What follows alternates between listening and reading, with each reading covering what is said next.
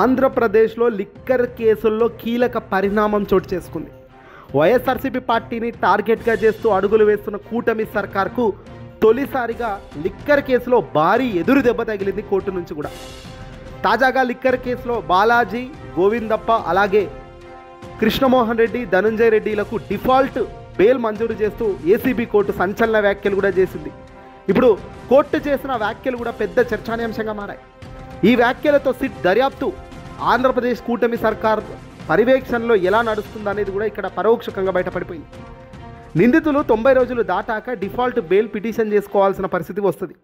చట్ట ప్రకారం 60 రోజులు లేదా 90 రోజుల్లో పూర్తిస్థాయి ఛార్జ్ షీట్ దాఖలు చేయాలి సిట్, లేదంటే నిందితులు డిఫాల్ట్ బెయిల్ హక్కు పొందుతారు. ఇప్పుడు ఈ కేసుల్లో అదే జరిగింది. బాలాజీ 117 రోజులు జైల్లో ఉండగా కృష్ణమోహన్ రెడ్డి, ధనుంజయ రెడ్డి గారు ఏకంగా 113 రోజులుగా జైల్లోనే ఉన్నారు. సిట్ అధికారులు వీళ్లకు డిఫాల్ట్ బెయిల్ రాకుండా అడ్డుకోవాలని కక్షపూరితమైన చర్యల్లో భాగంగా ఒక అసంతృప్తికరమైన ఛార్జ్ షీట్ కోర్టులో పెట్టేశారు. ఏదో ఛార్జ్ షీట్ ఇవ్వాలంటే ఇవ్వాలి అనేటట్టుగా. ఇది పూర్తిగా ఫెయిల్ అయిపోయింది, బెడిసికొట్టిందని చెప్పొచ్చు. ఏసీబీ కోర్టు ఆ ఛార్జ్ షీట్లో ఏకంగా 21 లోపాలను ఎత్తి చూపింది. ఆగస్టు 23 నాటికి 3 రోజుల్లో ఆ లోపాలను సరిచేసి ఆదేశాలు ఇచ్చింది సరిచేయాలని. కానీ సిట్ అధికారులు దాన్ని పట్టించుకోలేదు. కోర్టు సూటిగా చెప్పేసింది, అసంతృప్తిగా అసంపూర్ణంగా ఛార్జ్ షీట్ వేయడం చట్టబద్ధం కాదు. డిఫాల్ట్ బెయిల్ అడ్డుకోవడానికి కృత్రిమంగా ఛార్జ్ షీట్ వేసి తప్పించుకోవడం కరెక్ట్ కాదు అని కోర్టు మొట్టికాయలు వేసింది. నిజంగా తప్పు చేసిన వాళ్ళైతే, నిజంగా అన్యాయం చేసిన వాళ్ళైతే, లిక్కర్ కేసులో కీలక భాగస్వామ్యంలో వీళ్ళు ఉన్నట్లయితే ఎందుకు మీరు నీట్గా సంతృప్తికరమైన ఛార్జ్ షీట్ ఇచ్చే పరిస్థితి లేదు? కావాలని కక్షపూరితమైన చర్యల్లో భాగంగా ఏదో జగన్ హయాంలో మమ్మల్ని ఇలా చేశారు కాబట్టి మా హయాంలో మేము ఇలా చేస్తామన్నట్టుగా అడుగులు వేయడం తప్ప మరొకటి కాదు. అల్టిమేట్గా న్యాయం, ధర్మం గెలుస్తుంది కాబట్టి ఈరోజు రోజులు బాగున్నాయి.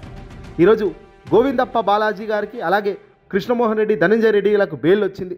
ఇక మరో షాకింగ్ విషయం ఏందయ్యా అంటే 3,500 కోట్లు స్కామ్ అని చెబుతున్న ఈ కేసులో సాక్షులు కేవలం 40 కోట్ల వరకే సంపాదించారు. ఫోరెన్సిక్ ల్యాబ్ రిపోర్ట్లు ఇంకా రాలేదు. అసలు అక్కడ ఏముందో ఆ రిపోర్ట్లో ఏం బయటపడుతుందో, అసలు ఉందో లేదో తెలిసిన పరిస్థితి లేదు. సుప్రీంకోర్టు ఎన్నోసార్లు చాలా స్పష్టంగా చెప్పిన విషయాన్ని ఇక్కడ కోర్టు ముందుకు తీసుకొచ్చింది. డిఫాల్ట్ బెయిల్ అనేది ప్రాథమిక హక్కు మాత్రమే కాదు, ఇది చట్టబద్ధమైన హక్కు కూడా. 90 రోజులు దాటాక పూర్తిస్థాయి ఛార్జ్ షీట్ లేకుండా రిమాండ్ పొడిగించడం అనేది అసాధ్యం అన్న విషయం. అందులో భాగంగానే కోర్టు చాలా క్లియర్గా ఈరోజు బెయిల్ ఇస్తూ అడుగులు ముందుకేసింది. సాధారణంగా తెలుగుదేశం పార్టీ మీడియా ఇలాంటి సందర్భాల్లో ఇంకా దర్యాప్తు లోతు ఉందని కొత్త కొత్త పేర్లు తెరపైకి తెస్తూ ప్రెషర్ పెట్టే కార్యక్రమం తెస్తుంది కోర్టు మీడియాలలో. కోర్టులను ప్రభావితం చేసే వాతావరణాన్ని క్రియేట్ చేయడంలో కూడా ఎల్లో మీడియా ఎప్పుడు ముందుండే అవసరం మనం చూసాం. బెయిల్ పిటిషన్ వస్తుంది, బెయిల్ వస్తుంది అనే తరుణంలో కొత్త కొత్త అవకాశాలను, కొత్త కొత్త అంశాలను తెరపైకి తెచ్చి బెయిల్ ఇచ్చే కార్యక్రమానికి అడ్డుకట్ట వేసేలా ఎల్లో మీడియా ప్రచారాలు ఊపందుకుంటుంటాయి రాష్ట్ర వ్యాప్తంగా కూడా. ఫలితం వెరసి ఏమైంది?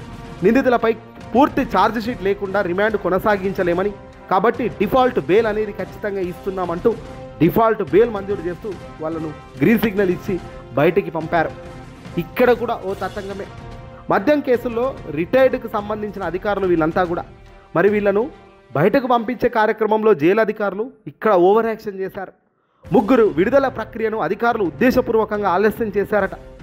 యాక్చువల్గా నిన్న సాయంత్రమే విడుదల కావాల్సిన ఉన్నప్పటికీ ఇప్పటి వరకు విడుదల చేయలేదు. ఈ కొద్ది నిమిషాల క్రితం మనం వీడియో చేస్తున్న సమయంలో విడుదలయ్యారు. చాలాసేపు ఇబ్బంది పెట్టారు. ఈ సందర్భంగా అడ్వకేట్ విష్ణువర్ధన్ మాట్లాడుతూ, నిన్న సాయంత్రం ఆర్డర్స్ వచ్చినా జైలు అధికారులు కానీ ధనుంజయ రెడ్డి గారిని, కృష్ణమోహన్ రెడ్డి గారిని అలాగే బాలాజీ, గోవిందప్పలను విడుదల చేయడం లేదు. నిన్న రాత్రి 8:30కు మేము జైలు వద్దకు వచ్చాం. ఈరోజు 6:30కు ఉదయం వచ్చాం. ఇంకా సూపరింటెండెంట్ రాలేదు, బస్సులో వస్తున్నాడు అంటూ ఎలాంటి సంబంధం లేని వ్యాఖ్యలు చేస్తున్నారు.